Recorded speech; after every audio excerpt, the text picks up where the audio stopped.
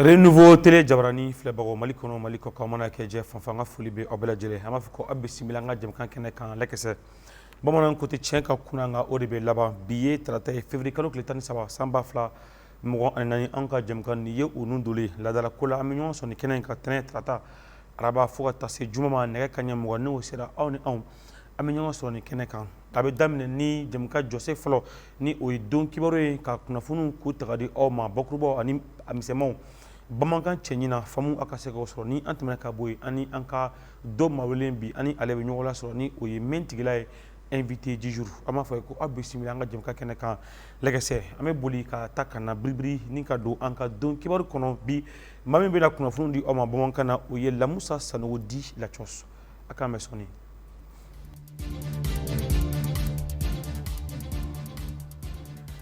Lamusa Sanogo Basizila Mamadu Insu mba k'i bisimila kɛnɛ kɔnɔ mba ka foli ni tan ni ta ka ɲɛsin lajɛba kelen-kelenna bɛɛ lajɛlen ma Mali kɔnɔ ale ni Mali kɔ kan ko bisimila don kibaru kɛnɛ kɔnɔna na bakuruba saba o de b'an bolokɔrɔ bi su in na bakuruba fɔlɔ filɛ nin ye ka kɛ ni wulikajɔ min kɛra an ka jamana faamaw fɛ min bi tali kɛ kimɛli la n'u bɛ forobaca kimɛli baara mun sigira sen kan san 2023 ni yuruguyurugu yera a ko la sɛgɛsɛgɛliw kɔni dayɛlɛnna tɛgɛ dara maa dɔw kan sigɛnamaw don bɛɛ kɔlɔsili minɛ kɔnɔ an bɛna ɲɛfɔli kɛ aw ye o ko kan tɛgɛ dar'u kan cogo di bakuruba filanan o bɛ tali kɛ denmisɛnninnakaw la olu sen don kɛlɛ la n'u y'u kɛ kɛlɛkɛbere kɛrɛnkɛrɛnyala banbaciw ka baara kɔni don o wulikajɔ kɛra Gawoyanfa fɛ marabolo maa ɲɛmɔgɔw kɔni fɛ u ka se ka tɛgɛ da maa dɔw fana ka a ko la n'o bɛ tali kɛ sifin dɔw la ka se k'olu minɛ ka u hakili to olu ka koɲɛw la an bɛna ɲɛfɔli kɛ aw ye o ko fana kan bakuruba sabanan o bɛ tali kɛ arajow tɔgɔla don kɔnɔna ka kibaruya di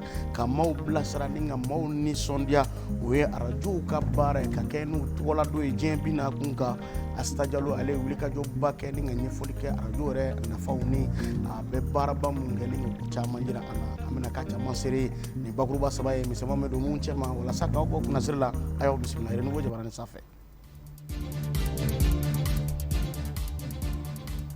aya aw bisimila i n'a fɔ an y'a ɲɛfɔ aw ye cogo min na kunnafoni ko nasira la sɛgɛsɛgɛliw kɔni dayɛlɛnna ka kɛ ni yuruguyurugu kasa min n'o kɔni yera fonction publique kunkanko kibaruyaw kɔni na siganama maa tan bɔɲɔgɔnko o tigɛ kɔni dara olu kɔni kan olu tula minisiri ka maa dɔw bɛ yen kɛrɛnkɛrɛnnenya n'o bɛ chef de cabinet kɔni kofɔ o n'a jɛw Adamu Tangara bɛ ɲɛfɔli k'a ko kan. Concours d'entrée dans la fonction publique de l'État kumaw kɔni bɛ sen na halisa minisiri bɔlen kɔ a kalama k'a fɔ ko yuruguyurugu réseau ba dɔ de bɛ nin ko in kun kan min yɛrɛ kɛra sababu ye ka concours min kɛra kɔsa in na k'o bɔ a ma maa caman kɔni minɛna pôle économique et financier de Bamako fɛ an filɛ don min na i ko bi maa tan ɲɔgɔn de minɛna siga kɛlen don minnu na fonction publique département mɔgɔ dɔw minɛlen kɔ chef de cabinet ani chargé de mission dɔw maa dɔw y'a yira k'a fɔ ko directeur national des concours ale ni officier des douanes dɔ fɛnɛ minɛna k'u datugu siga kɛlen don o maa ninnu yɛrɛ la k'a fɔ k'u sɛmɛ nin réseau in na ka kɛɲɛ ni maa kunnafonilen dɔw ye a ko kun kan maa ninnu kɔni datugulen bɛna to yen fɔlɔ sani ɲɛ ka sɔrɔ a ko tɔw la an bɛ aw ladɔnniya k'a fɔ cakɛda min sigi bɛ sen kan anw ka jamana kɔnɔna na n'a ɲɛsin bɛ ɲɛnaminimafɛn o kɛlɛli mɔ o bolofara min bɛ ba kinibolo yan fa fɛ olu kɔni ye tɛgɛ da maa 5 bɔɲɔgɔnko kɔni kan min ye dɔrɔgujugu o kilogramu 48 bɔɲɔgɔnko o kɔni de yɛrɛ olu bolo ka kɛ ni wulikajɔ min kɔni kɛra sibirido kalo tile 10 février kalo san 2024 min ka sababu t'i jɔ sɛbɛwari miliyɔn 14 bɔɲɔgɔnko la Gabriel Keita ale bɛ ɲɛfɔli kɛ a ko kan. Tile damadɔ ɲininiw ani sɛgɛsɛgɛliw kɔfɛ Capitaine Abdoulaye I Traoré ani n'a ka cɛdenw ka bɔ OCS la rive droite la Bamako faaba kɔnɔna la olu kɔni ye tɛgɛda kɛ maa 5 la minnu yɛrɛ minɛna ɲɛnaminimafɛnw feereli la Bamako quartier 4 kɔnɔna la maa 5 minnu kɔni minɛna ni siga kɛlen don olu la olu kɔni minɛna sɛgɛsɛgɛli caman kɔfɛ yan'o cɛ sibiridon février kalo tile 10 san 2024 OCS mɔgɔw kɔni wulikajɔ dɔw kɛ walasa ka se ka taa tɛgɛ da maa minnu bɛ ɲɛnaminifɛnw feere a yɔrɔ yɛrɛ la kusiden 48 o de sera ka minɛ ale ni ka maa caman minɛ wa o yɛrɛ kɔni kɛra Misabugu Dawudabugu Yirimajɔ ale ni Jatula sɛgɛsɛgɛli fɔlɔ minnu kɔni kɛra olu kɔni n'a yira k'a fɔ ko a ɲɛnaminifɛn ninnu kɔni fanba bɛ bɔ Lomé de wa a yirala k'a fɔ ni ɲɛnaminifɛn fɛn minnu minɛna n'a yɛrɛ sɔngɔ bɛ t'i jɔ fo $14 a n'a kun ka fɛn na. Hakilina jiginna ni wulikajɔ ninnu kɔni bɛ kɛ office central des stupéfiants mɔgɔw de fɛ u ka directeur yɛrɛ ka yamaruya kɔnɔna la colonel major Fuseni Keita. Ni maa minnu kɔni minɛlen filɛ nin ye ka taa garde à vue la olu kɔni bɛna juger commune 6 tribunal fɛ dɔgɔkun daminɛ la. An bɛ aw ladɔnniya k'a fɔ association des amis de la culture Peul n'o bɛ Taputalpula ko kɔni ko fɔ musolakaw ka ɲɛmaya o baaraw ɲinini baaraw sigira sen kan danaya dara Fatumata Njayi kan n'a bɛ wele ko o gundo san 4 bɛ a bolo ni ka musow fara ɲɔgɔn kan bonya ni karama kɔnɔna na o baaraw sigira sen kan karido kalo tile 11 février kalo san 2024 Bamakɔ ɲɔgɔn ye soba kɔnɔna ka kɛɲɛ ni ministre n'o ɲɛsin bɛ bɛn ni keleya o sabatili mɔ ale ka yamaruya ye n'o bɛ colonel major Ismail Wage ko fɔ bari sabula a tun bɛɛ lajɛlen sigira sen kan ale ka ɲɛmaya kɔnɔna na Lolomadi Bate ale tun bɛ a kɛnɛ kan ka sɔrɔlen filɛ. Ka kɛɲɛ ni Taputalpula k'u ka musolakaw ka nin ɲɛmɔgɔ sigi ye nin b'a yira k'a fɔ ko nin jɛkulu cɛsirilen bɛ kosɛbɛ musolakaw ka ko la. Fatumata Njayi ka sigili bɛ o yira. Bon président kura ne y'a fɔ ye n y'a fɔ yan nɔ n k'a nana a baw ye min kɛ a y'o kɛ an den de don a k'a dɔn ko mɔgɔw b'a kɔ a kelen tɛ sini ma sinikɛnɛ ni problème wulila a k'a ɲɛfɔ an b'a dɛmɛ an b'a kɔ bi an b'a kɔ sini. N'a sigira san 4 kɔnɔna na Taputalpula k'u ka musolakaw ka nin ɲɛmɔgɔ kura ye a ye foliba bila mɔgɔ minnu ye danaya d'a kan ka kɛ ni a ka nin sigili ye. A y'a yira k'a fɔ fɛnɛ k'a bɛna cɛsiri kosɛbɛ walasa ka musolakaw dɛmɛ. N ka foli bɛ bɛɛ lajɛlen ye. N ka kɛlɛ fɔlɔfɔlɔ bɛna kɛ min ye n balimaw n badenw n sinjiw déplacé minnu bɛ yan bɛn ni basigi bɛna centre la u bɛ segin cogoya min na o ye ne ka kɛlɛ fɔlɔfɔlɔ ye. Filanan mɔgɔ minnu m'a min u b'a bɔ amalgame ka dabila. Sabanan musow bɛɛ ka lafiya ni muso lafiyara cɛw bɛ lafiya denw bɛ lafiya. A kɛlen ka foliba bila Fatumata Njayi la ka kɛɲɛ ni a ka sigili ye colonel major Ismail Wage a ye wele bila bɛɛ lajɛlen ma walasa ka banbantiya wale kɛlɛ. Jamana an bɛ yɔrɔ min na i ko bi an bɛ terroriste kɛlɛ de la an tɛ siya kɛlɛ la dɛ an bɛ terroriste kɛlɛ de la. Sɔrɔsiw bɛ terroriste kɛlɛ kɛlɛkɛyɔrɔ la terrain kan maa ɲini bɛɛ fɛ mɔgɔ o mɔgɔ n'i ka mɔgɔ bɛ terroriste la a y'a fɔ a ka bɔ a la a k'a bila sira ɲuman kan nafa foyi t'a la. Walasa ka nin ko in tɔ ja fila dɔnkilidala minnu sɔrɔla nin kɛnɛ kan olu ye kɛnɛ finfan kosɛbɛ. An bɛ aw ladɔnniya k'a fɔ min bɛ tali kɛ banbaciw kɔni na ka kɛ n'u ka wulikajɔ kɔni ye ni ka sifinw n'u bɛ denmisɛnninakaw kɔni ko fɔ ni ka olu fara u kan ka walasa ka se ka kɛlɛ boloda o kɔni wulikajɔ kɔni kɛra u fɛ k'a daminɛ san 2018 waati la mun si b'a daminɛ san 12 la ni ka taa bila san 17 bɔɲɔgɔnko la nka wulikajɔ fana kɛra jamana faamaw fɛ maa minnu bɛ a la ni denmisɛnninakaw don ni ka fɛɛrɛ ɲini u ka a ko ɲɛw la Asta Jarabi ɲɛfɔli kɛ o ko kan.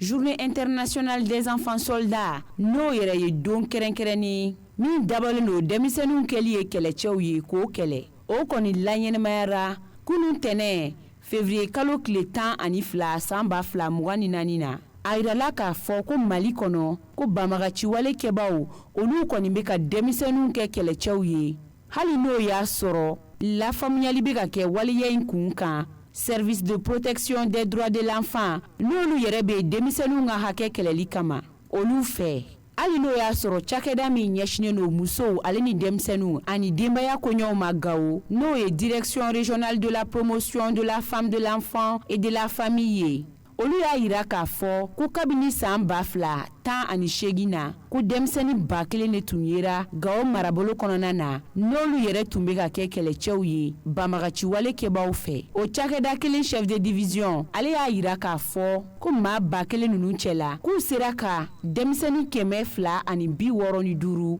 k'olu de minɛ ka bɔ waleya in kan ka kɛɲɛ ni an baarakɛɲɔgɔn studio tamani ka fɔ ye Eli Kamara ale kɔni y'a yira k'a fɔ ko denmisɛnnin minnu minɛna ko bibi na k'olu kɔni sera ka kɛ kulu ye ani ka baara baaraw ɲɛ yirula min ni jamana yiriwali baaraw bɛ taa ka kɛ ni maa minnu bɛ lakana ɲɛdɔn kosɛbɛ olu y'a yira k'a fɔ ko denmisɛnnin minnu bɛ ka dege kɛlɛcɛya la banbagaciwale kɛbaaw fɛ k'olu kun ka ca k'i bɛ taa sɔrɔ dɔw bɛ yen nɔ olu ka morikalan karamɔgɔ o hakili t'u la ko dɔw fɛnɛ bɛ yen nɔ olu somɔgɔw kɛlen don k'u bolo b'u ka kow la k'a ni fɛnɛ dɔw bɛ yen nɔ u b'olu jagoya de ka don a la. ani sunkalo tɔ tɛ tɛmɛ dɔkun saba bɔ ɲɔgɔn ko kɔni nka da dumunifɛn dɔw bɛ yen mago bɛ jɔ mun na joona olu kɔni dɔw kɔni yɛlɛnnen bɛ marabolo dɔw kɔnɔna na ba fila bɛ yan fan fɛ maɲinɛ ka taa bila fo yan foyila la a kɔni kɛmɛ jɔrɔna ko ba ye sigida maaw ma bi alamako jabate ale bɛ ɲɛfɔli kɛ sɔngɔw yɛlɛli ko kan ka tɛmɛ n'an baaraɲɔgɔn studio tamani mɔgɔw ka fɔ ye da dumunifɛnw kɔni sɔngɔ bɛ ka yɛlɛ maɲina ani bafula bɛ malo 50 kilo o bɔra 4,400 la ka taa sefa wari 4,400 na tulu 20 litres bidon ale bɔra 7,000 la ka na kɛ sefa wari 7,200 ye min kɔni ye sugaro ye dɔgɔkun 2 la ale tun bɛ sɔrɔ 6,000 nka sisan ale bɛ t'i jɔ sefa wari 6,200 la nin da dumunifɛn ninnu sɔngɔ yɛlɛli o bɛ ka kɛ jɔrɔnakoba ye maɲinakaw ni bafulabekaw ma ka tugu ni sunkalo makɔnɔ in na u ye weleweleda kɛ ka ɲɛsin jamana ɲɛmɔgɔw ma walasa dɔ bɛ se ka bɔ nin fɛn ninnu sɔngɔ la cogo min na nin dugu fila ninnu tɛmɛnen kɔ ɲɛfolilakaw fɛ yen a bɛ tile 15 bɔ ka tɛmɛ ni yen dugudenw ka fɔ ye kabakisɛ 100 kilo bɔrɔ n'ale tun bɛ sɔrɔ 7,000 sisan o bɛ ka feere sefa wari 7,200 la min ye shɔ kilo ye ale ye sefa wari 120 fini n'ale tun bɛ sɔrɔ 160 o bɛ ka sɔrɔ sefa wari 190 na kɔkɔ 25 kilo ale bɛ ka feere sefa wari 190 na halisa ka tɛmɛ ni kunnafoniyaw ye ko esansi fɛnɛ sɔngɔ yɛlɛlen don k'a litiri detayanw fɛ yen k'o bɛ 170 ani 180 ni ɲɔgɔn cɛ detayanw fɛ yen.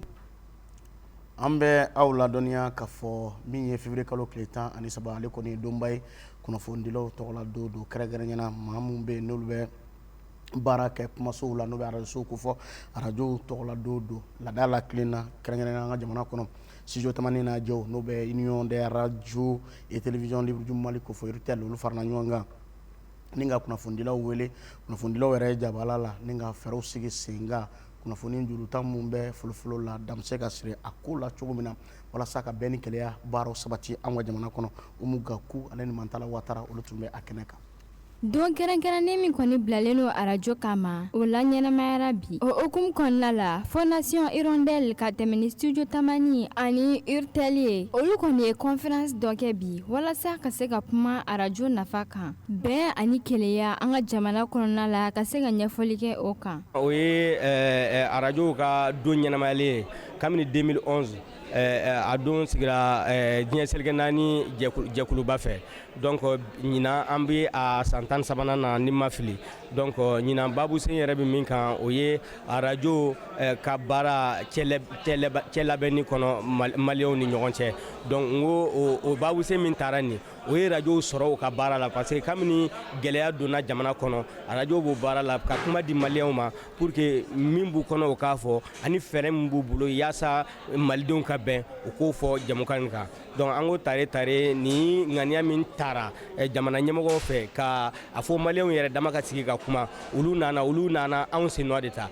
nin don kɛrɛnkɛrɛnnen ne nin y'a tago sabanan ye n'a yɛrɛ kun bilalen don sen kan la radio au service de la concorde nationale ni kɔni kɛra sababu ye fondation hirondelle représentant fɛ ka se ka ɲɛfɔli kɛ arajo nafa kan an ka jamana kɔnɔna la ministre de la communication et de l'économie numérique ale ka représentant ale kɔni ye foli kɛrɛnkɛrɛnnen kɛ ka ɲɛsin ni maa ninnu ma u ka nin hakilina in na k'a bɛna kɛ sababu ye ka se ka arajo baarakɛlaw ka kow don ba la kosɛbɛ aw k'a dɔn k'a fɔ ko nin baara ninnu kɔni kun cɛra ni attestation dɔw dili ye arajo dɔw ma k'a sababuya kɛ u ka wulikajɔ an'u ka cɛsiri ye bɛn ani kɛlɛya kɔnɔna la arajo ko kun kan an ka jamana kɔnɔna la.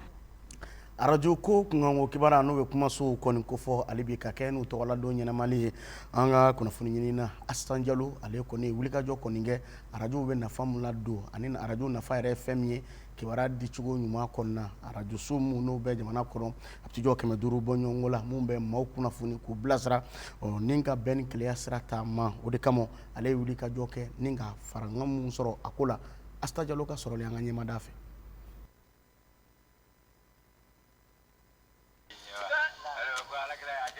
i bɛ se ka taa n'a ye i sagona yɔrɔw bɛɛ la arajo lamɛnni o tɛ mɔgɔ bali k'i ka baaraw kɛ ka ɲa. Depuis 6 heures ne mana bɛ wuli ka dilan ka dɔrɔn ne bɛ arajo dayɛlɛ donc ne bɛ na kungo la ne bɛ na arajo ye ni bɛ taa min taa n'a ye. A kanu bɛ n na ani ne y'a lamɛn a bɛ n tɛgɛ n ka baara la teliya la min ne tila ɲinɛ ma o de y'a diya n ye. N'i y'a mɛn arajo jamukanw de don minnu labɛnna arajo baarakɛlaw fɛ ka di arajo lamɛnbaaw ma. Mali la arajosow ka ca ni 500 ye nin ye an ye arajo kiledu la n'ale yɛrɛ ye Mali arajo commercial fɔlɔ ye yan don o don journalistes ka laadala lajɛ bɛ kɛ. Donc kɛcogo fila b'a la se ka nin sujet k'a fɔ a bi an bɛ nin de kɛ karisa bɛ nin kɛ karisa bɛ nin kɛ ou bien an bɛ se k'a fɔ donc sɔgɔmada in na actualité mun ye minnu b'aw bolo u bɛ se k'i ta proposer ne b'a fɛ ka nin sujet kɛ bi e b'a fɔ an ye kun min y'a to i b'a fɛ ka nin fɔ bi kun min y'a to i b'a fɛ ka nin kɛ an bɛ jɛ k'a jateminɛ ɲɔgɔn fɛ. émission dɔw bɛ u bɛ kɛ don o don émission dɔw bɛ kɛ waati ni waati émission dɔw bɛ kɛ tile fila kɔnɔ dɔw bɛ kɛ dɔgɔkun kile siɲɛ kɛlɛ nin bɛɛ ye jateminɛ ye. Sisan nin ye an ye émission baroni kɛnɛ kan arajo jɛkafɔ la. n'a ye cɛ ye ka ban n'o ka jan numara ni b'o la ka ban o fana bɛ hiko kan a to ta i jɔ n ka wuli baati jɔ ni yurugu in na ka dɔ wuli ka dɔ taara ni ko tigilamaw sɛgɛrɛ parce que b'a a fɔ ni dɛ an bɛ soli ka na an bɛ journal ninnu ta k'a lajɛ kelen kelen an b'a lajɛ sɛbɛnni minnu b'a kɔnɔ a ka ca Ala fɛ an bɛ kunnafoni minnu di politique kuma adamadenya kuma sɔrɔ kuma ani kabako kuma an b'olu sugandi. Mɔgɔ kelen tɛ se ka kɛ n'i y'a kɛ engouement t'a la mɔgɔ fila de kan k'a kɛ pour que mɔgɔ minnu bɛ k'a lamɛn u bɛ se ka nimisi wasara sɔrɔ cogo min na revue de presse la. Hali n'o y'a sɔrɔ lamɛnbaaw bɛ se ka batakiw ci ka bɔlɔlɔw matarafa walasa k'u ka laseliw kɛ arajo kanuba dɔw bɛ yen olu kɔni b'a laɲini ka telefɔni ci u ka jamukan kanunenw kɔnɔna na i n'a fɔ dugu kunkan ko n'o ye Renouveau FM émission dɔ ye. N'i ye baara o baara kanu i bɛ se k'a kɛ ka ɲa anw b'a dɔn k'a fɔ an bɛ ka min kɛ nafa bɛ a la mɔgɔ dɔw bɛ an b'olu bilasira arajo ye fɛn min ye a bɛ don i la de arajo ta c'est vivant a tugu ne yɛrɛ bɛ émission min kɛ émission interactive de don i bɛ dɔ fɔ a tigi bɛ dɔ fɔ. Nin baara si tɛ se ka sira sɔrɔ ni techniciens ka cɛsiri tɛ. arajo i n'a fɔ kunnafoni di sira tɔw o bɛ se ka kɛ sababu ye ka bɛn sabati walima ka fitinɛ juguya n'o yɛrɛ b'an hakili jigin arajo milkolin na génocide rwandais waati o de la a laɲininen don baara ka kɛ sariya a n'a kɛcogoya ɲuman kɔnɔna na n'o ye éthique ni déontologie ye. Baara foyi tɛ yen ni sariya t'a la an ka sariya ye min ye n'o ye an ka kuntilenna ye an bɛ se k'a fɔ an ka kɔrɔ ye min ye an b'a ɲɛsin min ma o ye an ka code de déontologie et d'éthique ye o sɛbɛn ninnu vraiment n b'a ɲini kunnafonidila bɛɛ lajɛlen fɛ hali ka diya minnu bɛ baara kɛ arajow la u k'u jija u ka o sɛbɛn ninnu bato. arajo baarakɛlaw b'u ka baara kɛ gɛlɛya nasuguya bɛɛ lajɛlen kɔnɔna na dɔw bɛ faga minɛ bɛ kɛ ka tunu ni dɔw ye min yɛrɛ kɛlen don ka dankari kɛ kuma kannabilali la.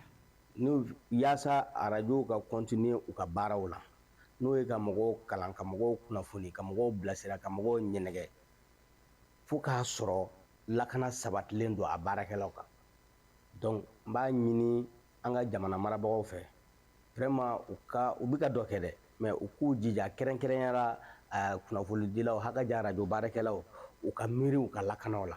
nin ye arajo san 100 ye diɲɛ kɔnɔ n'a bɛ k'i yɛrɛ bɛn ni waati yɛlɛmaliw ye wa a bɛ ka kumada di bɛɛ lajɛlen ma arajo baarakɛlaw kan k'u janto o waleya de la kosɛbɛ nka olu tɛ ka se ka waleya san laban ninnu na an ka jamana kɔnɔ. An bɛ aw ladɔnniya k'a fɔ min ye catiri ye n'a bɛ wele ko seri fifi ale ta ko filanan baara labɛn baaraw daminɛna ka kɛ ni bi tarata ye kalo tile 2 février kalo san 2024 ni catiri walima ni ɲɔgɔn walima ni filimu a kɔni labɛnba ye Elba production ye ale ni a jɛw kɛrɛnkɛrɛnya dɛmɛbaaw minnu b'u la walasa ka baaraw kɔni sigi sen kan i n'a fɔ groupe Renouveau ale ni catiribɔla dɔw fo ka taa se kunnafonidila dɔw ma kɔni farala ɲɔgɔn kan walasa ka labɛn baaraw sigi sen kan sɔni a kɔni bɛna a cari jabaraninw kɔni na Lasine Jakite tun bɛ a kɛnɛ ka dunanjigiso dɔ la. Série Fifi, saison 2, premier club. nin coup d'éclat fɔlɔ in bɛɛ série fifi saison 2nan baaraw daminɛ min yɛrɛ labɛnna Elba Production fɛ saison fɔlɔ bɔli kɔfɛ n'o yɛrɛ ye sangaba sɔrɔ ani ni maa miliyɔn caman y'a ye an ka bɔlɔlɔw fɛ série fifi ale kɔni bɛ ka segin ka na ni ko kuraw ye série in bɛ kuma an ka jamana taabolo kan fo ka taa se an danbew ma. An ye série fɔlɔ kɛ série fɔlɔ kɛra succès ba ye an ye u y'an encouragé parce que an ma lawuli ne yɛrɛ kama au début an kun y'a essayé ka film dɔ kɔni kɛ et depuis an taara sur la base même ka kɛ long métrage donc long métrage fɔlɔ bɔra mais comme n y'a fɔ an ka chaîne bɛ sur les plateformes YouTube ni Facebook ni TikTok kan donc an ye film in bila film in kɛra succès ba ye donc téléspectateurs n'an ka abonnés u girinna k'an ka film in continuer k'u tɛ fɛ film in ka jɔ tan série filanan o bɛ sɔn ka taa épisode 40 na de 26 minutes donc an bɛ fɛ ka kuntagala jɛnya donc bon ça va pas mais a bɛ se ka kɛ wa an m'a kɛ an ye fɔlɔ kɛ cogo min an bɛ se ka filanan kɛ. maa minnu ni bɛna don ni saison 2nan in tourneli la olu kɔni ye Elba Production fo kosɛbɛ u ka sugantili la ani u b'a jira k'a fɔ k'u cɛsirilen la to fo ka nin série in ban. K'a ye bi ko an sera ka deuxième saison o lancement ka kɛ an b'a fɔ o ye tare de ye ala ni Elba Production o barika la ani partenaire bɛɛ lajɛlen ORTM Renouveau ani département comédien bɛɛ lajɛlen presse o ka an bɛ bɛɛ lajɛlen de fo ka bolo jukɔrɔ dondon na parce que nin dɛmɛ de ye. gɛlɛya min sɔrɔla nin série labaarali la o bɛ tali kɛ wariko kan groupe Renouveau n'o yɛrɛ dɔnnen bɛ a ka cɛsiri la an ka seko n'an ka dɔnko yanbali kan ale kɔni y'a ŋaniya ka Elba Production bilasira u ka nin baara daminɛ in na k'a lajɛya série fifi ale kɔni réalisera Amadu Kola fɛ ani a bɛ ka produit fana Elba Production fɛ donna nataw la a jirala fana k'a fɔ série fifi ale kɔni bɛna bɔ an ka jabaranso la n'o ye ORTM 1. nin bɛ dan sigi bi don kibaru la min labɛnna kunnafonidiso ɲɛmayaso fɛ ka bɛn ni waati cogoya ye ka aw bɛɛ fo ni ka aw waleɲuman dɔn mina sani na Mamadu Jara ni Ala ma basi kɛ sini Adel Samakɛ ale bɛ kɛ walasa ka don kibaru sɛbɛn walawala ni ka ɲɛfɔli kɛ maa caman y'a ko kan. Lamisa Sanogo an b'i fo o diyara n ye ni Ala sɔnna ma i ni an bɛ ɲɔgɔn sɔrɔ ni kɛnɛ kelen kɔnɔ alamisadenw Ala ma basi kɛ ni kun ye Lamusa Sanogo la cɔs ka don kibaru kunnafoniw ko di aw ma bamanankan na famuw a ka se k'a sɔrɔ ni Ala sɔnna ma an bɛ boli ka taa ka na sɔni ani an ka bi don maa welelemɛ tigila ani ale bɛ ɲɔgɔn lasɔrɔ walasa babu bɛ bi an ka sɔrɔ ka kuma kan a k'an bɛ sɔni.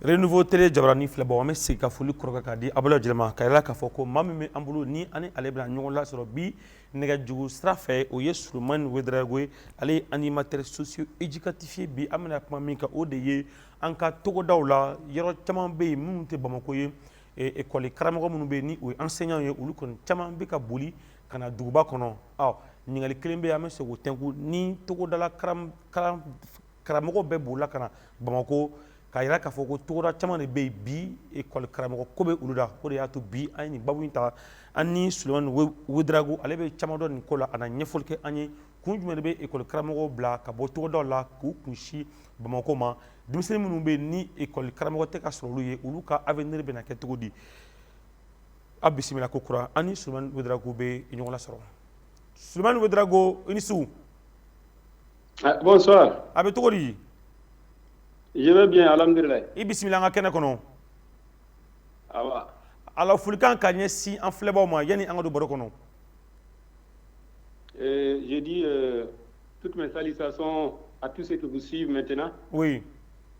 Et nous allons dire quelque chose au cas où il y a des erreurs. Tout d'abord, on demande pardon. I bɛ se k'i gɛlɛya ka to k'a fɔ bamanankan na o bɛ diya n ye kosɛbɛ Sulemani. Pardon? N ko i b'i gɛlɛya ka to k'a fɔ bamanankan na n ko bɛ diya n ye. Ça, c'est pas facile. Mais il va y avoir une autre Sulemani, o bɛ diya n ye kosɛbɛ.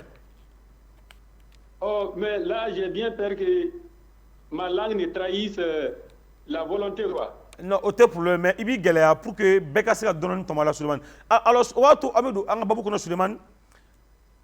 Bi siranya dɔ bɛ yen ni o ye togodaw la ko école karamɔgɔw bɛ ka boli ka na Bamakɔ k'u ka poste bila yala denmisɛnninw ka avenir bɛna kɛ mun ye Sulemani?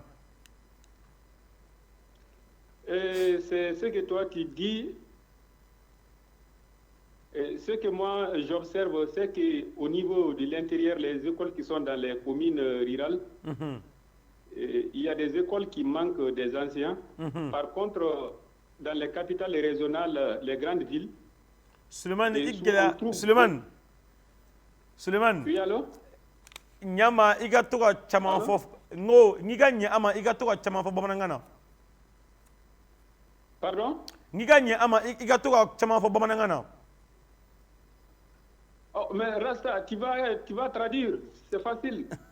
Aïssa, il débrouille Suleiman, il de la delido. Oui, ok, vas-y. Et on ne va pas se comprendre. Maintenant, je demande pardon à tout le monde. D'accord. Nous sommes sur un média, j'ai bien peur que je ne fasse des erreurs, quoi. D'accord, allez-y. Et voilà, je disais que ce que nous observons ici, c'est que dans les écoles à l'intérieur du pays, il y a des écoles là où il y a des manques d'enseignants parce que la plupart arrivent à trouver des moyens pour laisser les communes rurales là pour être dans les capitales régionales ou bien à Bamako.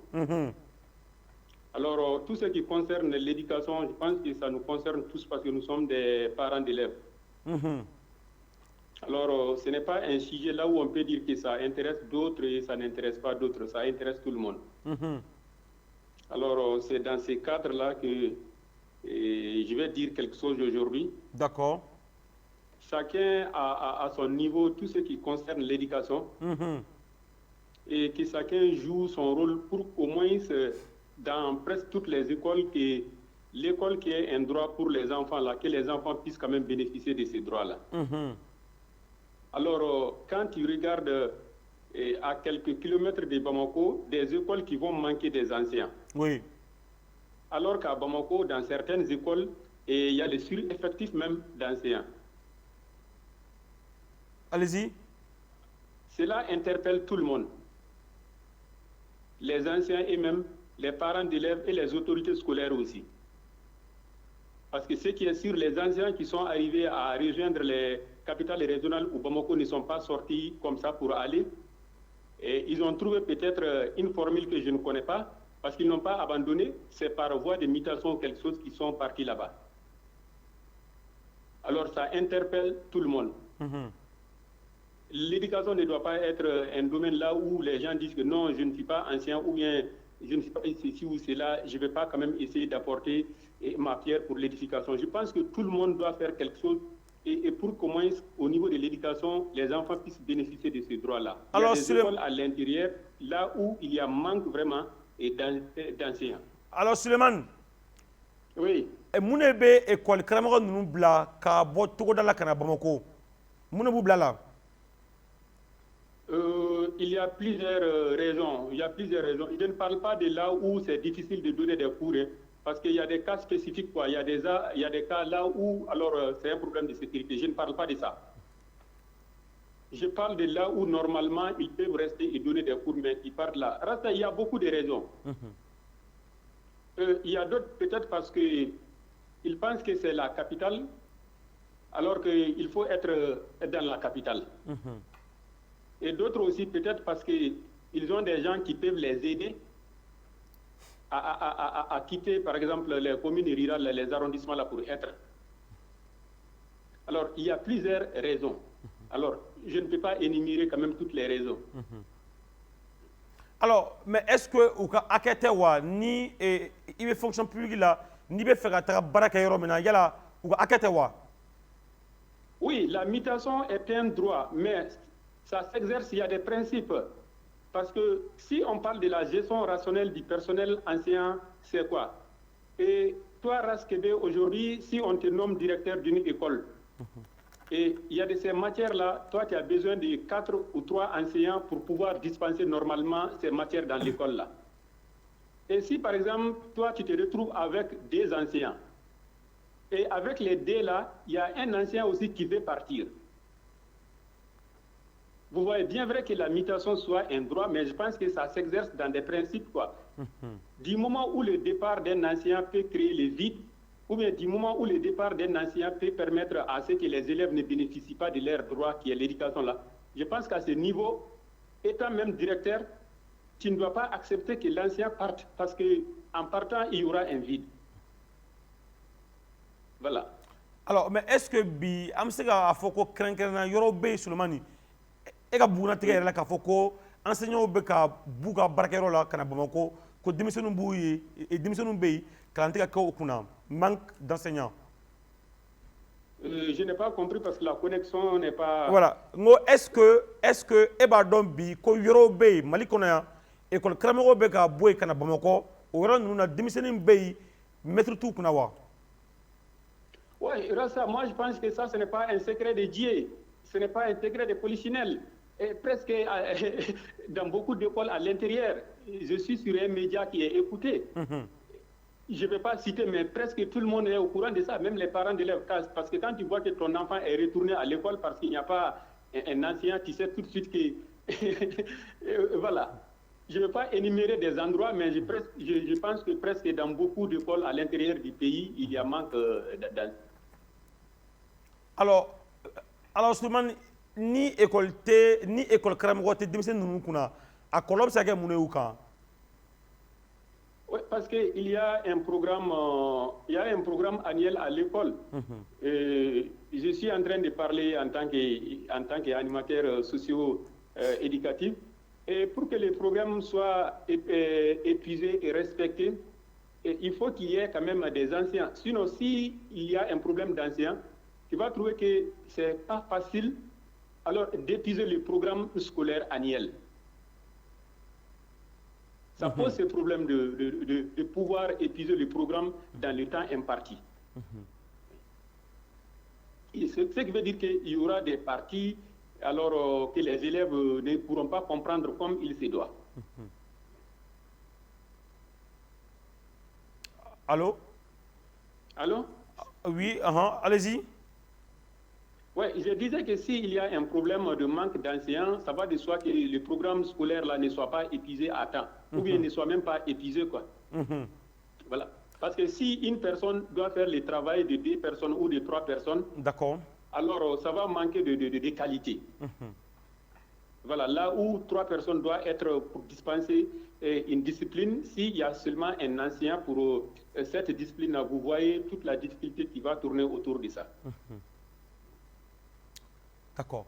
An balima renouveau télé lajɛbaw an b'a hakili jigin k'a fɔ ko an bɛ an ka jɛmukan min kɔnɔ o de ye lɛkɛsɛ ye maa min bɛ an bolo bi nɛgɛjuru sira fɛ o ye Sulemani Ouedraogo ye ale ye animateur socio-éducatif ye an bɛ ka kuma min kan o de ye jateminɛw caman bɛ ka yira k'a fɔ ko an ka togoda ninnu caman bɛ yen école karamɔgɔ minnu bɛ yen ni olu ye enseignant ye olu kɔni caman bɛ ka mutation ɲini ka na Bamakɔ ka bɔ togoda ninnu na kuma dɔ la ni u bɔra togoda ninnu na fana i bɛ taa sɔrɔ effectif fɛn min ye manque d'effectif d'enseignants école karamɔgɔ wɛrɛ tɛ sɔrɔ ka segin ka taa denmisɛnnin minnu bɛ yen ka taa programme tɔ min ka se ka continuer ka di olu ma an bɛ ka kuma o de kan Sulemani mais aujourd'hui directeur d'école ninnu bɛ se ka mun de kɛ pour que enseignants kana muter?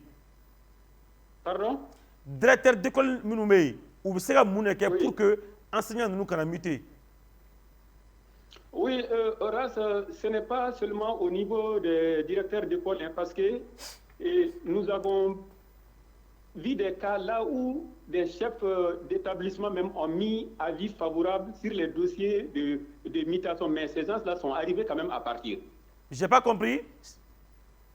Je dis que ce n'est pas seulement au niveau des directeurs d'école, quoi. D'accord. Parce qu'il y a des directeurs d'école qui n'acceptent pas que certains anciens passent, mais ils trouvent d'autres formules pour partir. Donc, il y a avis favorable. Donc, il y a kuma famu kuma dɔ la école maître b'a fɔ k'u bɛ muter mais directeur yɛrɛ b'a fɔ ko non i tɛ se ka bɔ nin wagati la mais o bɛɛ la o bɛ taga. Il y a des cas comme ça, ils trouvent des moyens pour partir, même si le directeur met avis défavorable, on a vu des cas comme ça. Mais précisément où, Sulemani? Pardon? Je dis précisément où ces cas? Oui, je pense que les cas, je suis en train de parler dans les cas généraux. D'accord. Peut-être dans une autre émission, mais ça c'est tellement frappant que je ne vais pas énumérer des localités ici. Mais nous avons vu ces cas-là, un peu partout. D'accord. Alors, mais est-ce qu'au-delà de ça, allez-y, Sulemani, vous avez la parole. Ce n'est pas que c'est les directeurs seulement qui mettent avis favorable. Il y a des directeurs qui mettent avis défavorable, mais certains anciens trouvent des formules, je ne sais pas par quelle magie ils passent, et pour être mutés. Alors, quelle peut être maintenant la responsabilité du gouvernement, Suleiman? Là, ça peut être situé au niveau des hautes autorités en charge de l'éducation. Parce que si un directeur met avis favorable sur un dossier de demande de mutation et que le même enseignant trouve des moyens pour être muté, cela veut dire qu'une autorité supérieure au directeur a muté la personne. Allez-y. Oui, c'est ce que je voulais répondre par rapport à ce que tu viens de dire là. Alors, mais... Allez-y. Je ne situe pas la responsabilité, mais je dis que quand même les hautes autorités en charge de l'éducation peuvent trouver des moyens à ça. Suleiman. Oui. Ne fuyez pas la parole. Aujourd'hui, à qui la faute? J'ai dit, aujourd'hui, à qui la faute? Suleiman. Oui. Face à ces pratiques, j'ai dit, à qui la faute? Je ne sais pas qui arrive à faire ça. Mais je ne sais pas qui fait. Parce si que vous devez situer une responsabilité, vous allez accuser qui, Suleiman? Je ne peux pas accuser, comment dirais-je là, une fonction ou bien une personne, parce que je ne sais pas qui fait ça. Mais j'ai dit que nous avons vu des cas là où les directeurs d'école mettent avis défavorable, mais ils arrivent à être mutés et je ne sais pas où est-ce qu'ils arrivent à être mutés. Mais qui donne l'autorisation de mutation, Suleiman? Pardon? J'ai dit, qui donne l'autorisation de mutation? Je n'ai pas compris la question. J'ai dit, qui donne l'autorisation de mutation? Je ne sais pas. Je ne connais pas les processus. Je ne sais pas. La dernière décision, je ne sais pas à qui ça revient. D'accord. Alors, mais alors, mais démissionnou rebelle la jumena bi. Pardon? J'ai dit démissionnou la jumena bi. Ou bien dit face à ça, les enfants. Oui, face à ça, on trouve dans des situations là où un enseignant alors s'occupe de quelques classes, là où 3 ou 4 personnes doivent quand même dispenser des cours, là, on peut trouver un ancien ou des anciens et qui font de leur mieux quand même pour ne pas laisser les élèves là comme ça. Ça pose un problème d'horaire, mais quand même, les anciens, les quelques anciens qui sont dans les zones rurales, qui sont dans les communes à l'intérieur du pays, là, font de leur mieux quand même, et pour combler les vides là. Ça leur demande beaucoup de travail quand même, mais ils font de leur mieux pour combler les vides là. Alors, Namanya Kafoko, Erebe, Kalanke, Femi, Togoda Kono, mais Bisuleman, Amse Kafoko, Togoda Kono, na Demisonunka Kalanko Betogodi, Nikibuka Kalanko, Taka, comparé Bamako, Taulani, Vilba Nuna, Yala, Danfara, Jumebesega, Donoche, Anifana, est-ce que manque d'enseignants Mumbe ou impact à la wa? Quand on parle de l'éducation à l'intérieur du pays et dans les grandes villes, là, il y a beaucoup de différences parce que dans les villes, il y a des écoles privées. D'autres même amènent leurs enfants dans les privés, mais il y a des localités là où il n'y a pas d'école privée. C'est les écoles publiques là qui sont là-bas. Et même s'il y a manque d'enseignants, alors les quelques enseignants qui sont sur place là font quand même de leur mieux pour dispenser les cours là.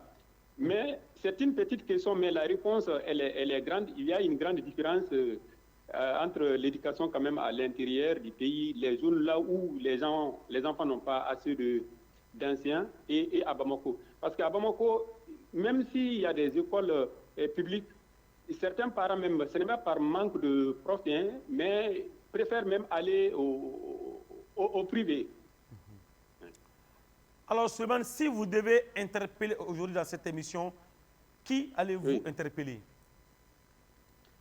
Aujourd'hui, s'il y a interpellation, moi, j'interpelle les jeunes anciens. Je dis bien, je pèse mes mots, les jeunes anciens, parce que les anciens, les doyens, là, ils sont sur place et ils ne demandent pas de mutation, mais les jeunes, en dames et en messieurs. Parce que la plupart ont fait leurs écoles dans les milieux quand même reculés de Bamako. Mais juste après le recrutement ne veulent pas quand même exercer en milieu rural. Vous voyez ce que ça fait. L'interpellation, quand même s'il y a interpellation, moi j'interpelle les jeunes enseignants et enseignantes quand même d'accepter de faire quelques années en milieu rural avant de chercher une mutation pour Bamako ou les capitales régionales. La mutation, je reviens là-dessus, c'est un droit pour tout fonctionnaire, mais arriver seulement et chercher des moyens pour partir, alors qu'au départ, toi-même, tu as fait une bonne partie de ton éducation là, en milieu rural. Suleiman, accuser les jeunes enseignants sans pour autant accuser l'autorité compétente, c'est-à-dire qui donne l'autorisation de mutation. Est-ce que vous n'avez pas peur d'accuser l'autorité, M. Suleiman? Oui, je n'accuse personne, j'ai interpellé, j'ai dit qu'il y a interpellation. J'ai dit, quand vous interpellez les jeunes enseignants, mais sans pour autant interpeller l'autorité, est-ce que, en quelque part, vous n'avez pas peur d'interpeller l'autorité compétente qui donne l'autorisation de mutation? Oui, vous pouvez dire que j'ai peur, je vous laisse dire ça, mais moi, je suis quand même sur le terrain. S'il y a lieu d'interpeller, j'interpelle les jeunes anciens.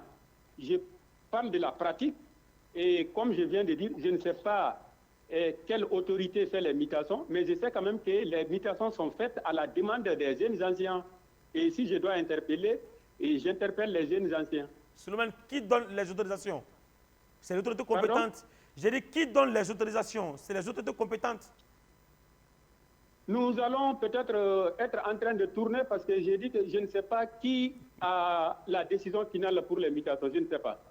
Suleiman n'a peut-être pas envie de répondre à cette question. Alors, nous arrivons malheureusement au terme de cette émission. Ika kumakalaban ani folikan ani wulerakan kanyeshi corps enseignant bema bijamgan ko na Suleiman. Oui, avant de passer à ça, je demande pardon à tout le monde parce que là, ce que nous avons dit tout de suite là, c'était quand même envisageable. D'ailleurs, tu l'as souhaité à ce que je dise en Bamanakan. Je parle bien Bamanakan, j'aime Bamanakan, mais j'ai eu peur de ne pas quand même commettre beaucoup d'erreurs seulement. Sinon, voilà. D'accord, allez-y. Ce que j'ai à dire aux jeunes enseignants, c'est d'accepter au moins de faire quelques années en milieu rural avant de demander une permission pour aller à Bamako. Parce que chacun de nous a des parents en milieu rural et les enfants quand même doivent bénéficier de l'éducation qui est un droit. D'accord. Suleiman, merci beaucoup. Merci. Nous vous remercions d'avoir répondu à notre invitation. Merci beaucoup. Alni ayastro ibana kumama ibana ka ngado jabi alni aso fana ibana ki tegeshi yoro la ngani ala soro ma dore ami ñogo soro di kene ko ami fo Inch'Allah il y aura voilà, je pense que c'est une ça ne va pas être la dernière fois. D'accord, ala soro ma mais prochainement kana sera kumanye. Prochainement kana sera kumanye. Ami fo Suleiman. Merci beaucoup. Merci beaucoup. Alors mesdames et messieurs, renouveau télé Jabarani Flebao Maliko Maliko wa mana ke Jeff Fanfa ama yala ka fako anga jamkan leka seni kunya anye ori konana bamanan ko te chenka kuna nga ori be laba alni ayaso anga bi koni invité ale mo so nga lega sefo anye oti bala ni ala so ma sini amenyo so ni kenen kelen ngono nege kanya mo ni usela aka mesini araba ni ala sonama